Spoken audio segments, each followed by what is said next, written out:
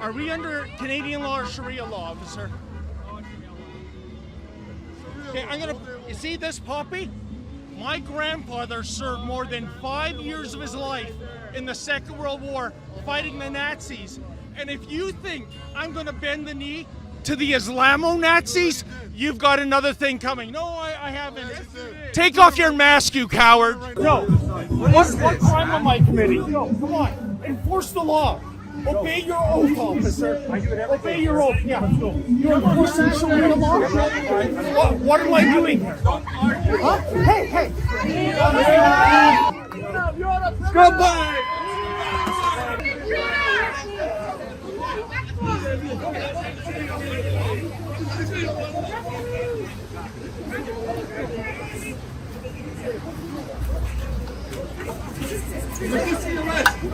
Everybody back to your protest.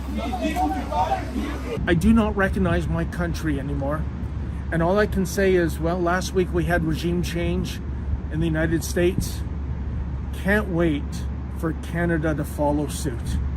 Things are just out of control. It is despicable and deplorable. Hello, Lincoln. Well, that was very interesting. It was almost like a Three Stooges episode. I was handcuffed behind my back, which was extremely uncomfortable, and I asked the officers, you know I'm not a threat to you, can you put the cuffs on front? And they tried to, and they couldn't. They said at the station it would be better. My shoulder was on fire because it was so tightly cuffed.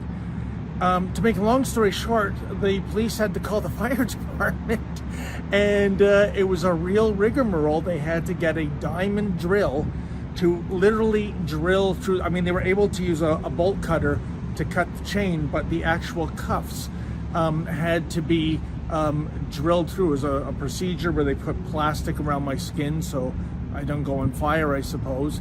And my thanks to the Toronto Fire Department. And I hope I wasn't siphoning off services for houses on fire, cats stuck in trees, and the normal thing they do. I think this was a new experience for us all. The diamond drill, they told me, is usually for taking somebody's wedding ring off. I don't have that worry because my wedding ring was stolen because I left it in my car, which was stolen.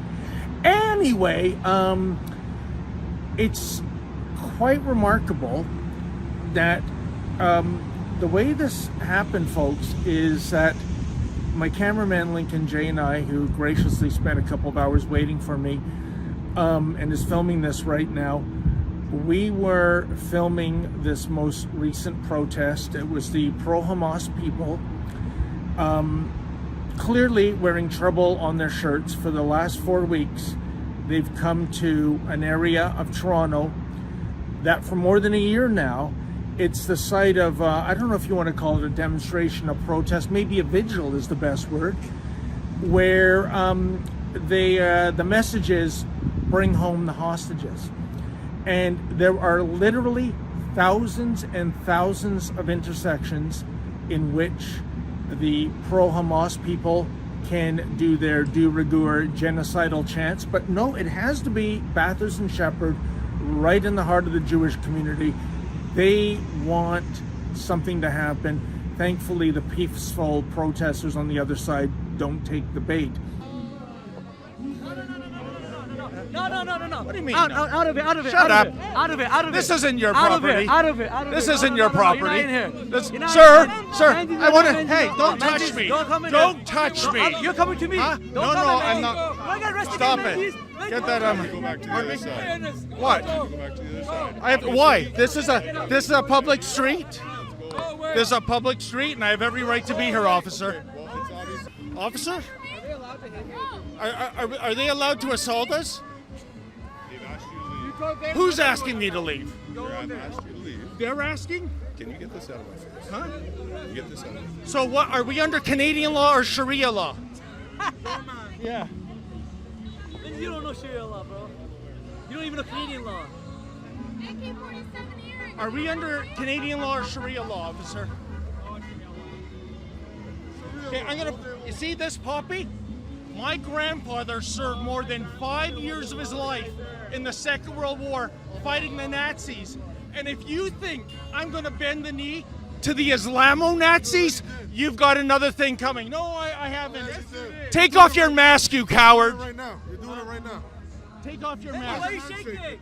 Anyways, this is a public street. Make it easy for everyone. I'm practicing journalism and I'm not going.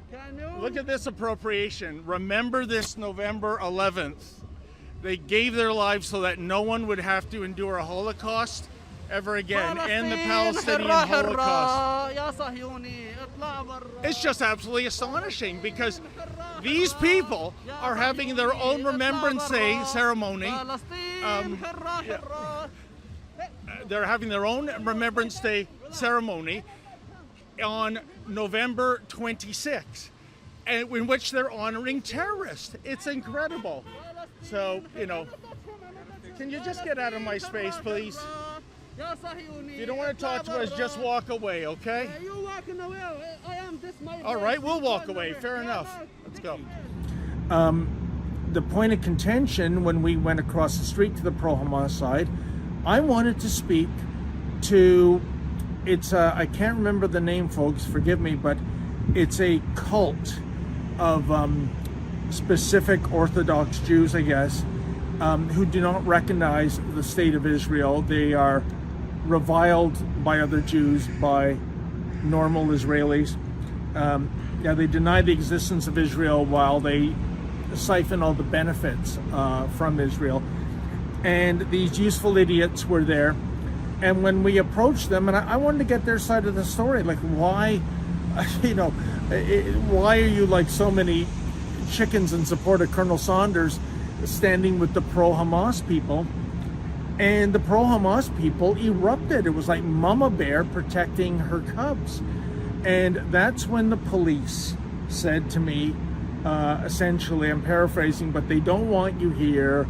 You're upsetting them, etc., etc. And I said to the officer, I'm trying to remember my words, but I said, you see this little flower, the poppy? My grandfather spent more than 5 years of his life in terms of fighting the Nazis in the Second World War. And I'm going to be damned if I'm going to bend the knee to the Islamo-Nazis.